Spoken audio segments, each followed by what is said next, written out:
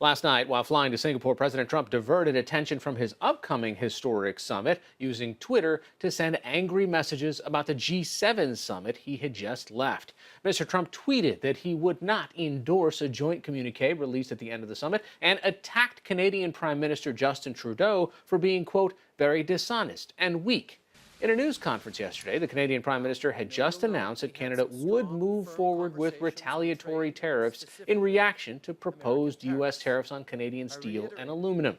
The president's tweets were personal. He said Trudeau, quote, acted so meek and mild during the G7 meetings, only to give a news conference after I left saying that U.S. tariffs were kind of insulting and he will not be pushed around.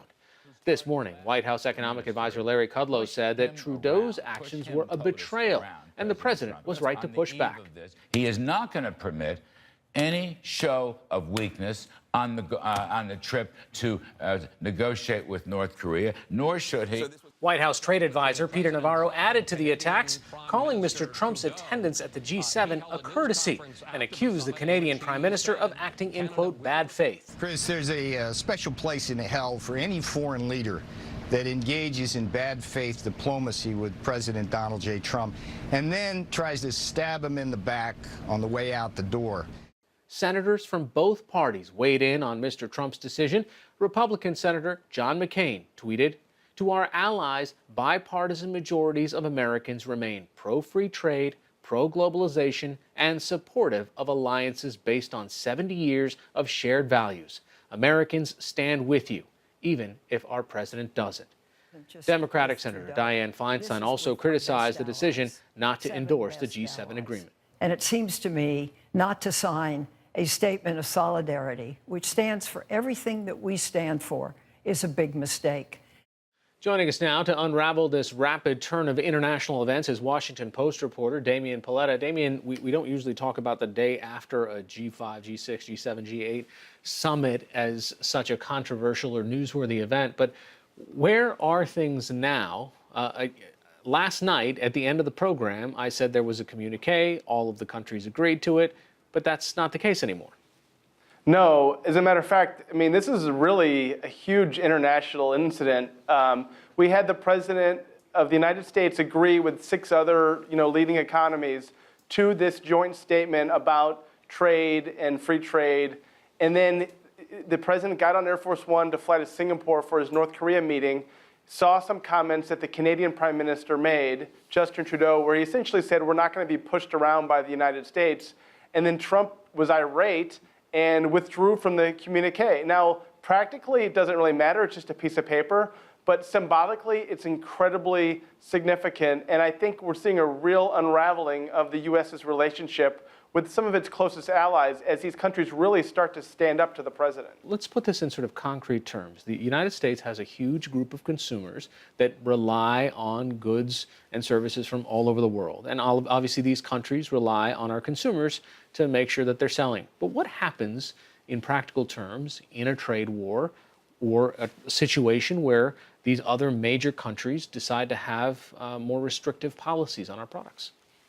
The most practical way is 2 ways. First of all, prices on virtually everything that American consumers buy, up and down the food chain, from the lowest income Americans to the wealthiest Americans, those prices will go up. Because if the things are not created in the United States, they're going to be incredibly expensive based on the tariffs that must be paid when they're brought into the United States. So costs on cars, electronics, even some food, coffee, everything that's part of your daily life, those costs will go up. And secondly, it would have a huge impact on American jobs. If other countries just stop importing the things that are produced in the United States, that means those companies will have less revenue, they'll lay off workers, then it'll snowball, and we could quickly see this become a huge Great Recession if these things escalate even further. And what's amazing is this is not the United States and China squaring off, or the United States and another adversary. These are the United States and the biggest trading partners, the European Union and Canada. And so, how this goes is really hard to see, but it's going in a bad direction. All right, the president yesterday had very different types of options on the table. On the one hand, he said to people, listen, how about the possibility of a completely free trade zone between all of our countries? And then on the other hand, he was saying, if we can't work these things out, we're just going to stop trading altogether. Exactly. And I think that's one of the reasons that, our allies, the U.S. allies, feel so kind of confused and they have whiplash, because the president, on the one hand, is proposing the most free trade policy of all time, which is essentially no tariffs. We just trade back and forth with one another, and we sell our goods to your country, you sell your goods to this country with no tariff. And then he says, we're going to stop trading, period, if you don't agree to our demands. And so, like I said, there does seem to be a sense. The one thing that I noted about this G7, there is a sense that these other countries are starting to stand up to President Trump, especially the French President Emmanuel Macron. Obviously, Justin Trudeau is starting to stiffen a little bit as well. The UK and Germany, and they're starting to call his bluff. And what we're seeing is he's saying, fine, if that's what you're going to do, if he's going to feel personally insulted, then he's going to sort of ratchet it up. Speaking of standing up to the president, one of the images that have come out of this, and there's now 1,000 different memes around the image, is Angela Merkel surrounded by other leaders, Theresa May, Emmanuel Macron. You've got literally the world standing up, almost all of them standing together, and then you see President Trump seated in a chair. And what's interesting is it really depends on who you are and how you look at this very same image, that you can have so many different interpretations of it. Yeah, I think that photograph is going to be studied, quite honestly, for decades, because it sort of reinforces both of the perspectives. On the one hand, it shows the Europeans standing together, standing up to the president and confronting him. I believe at the time they were discussing this document that was supposed to be signed at the end of the meeting.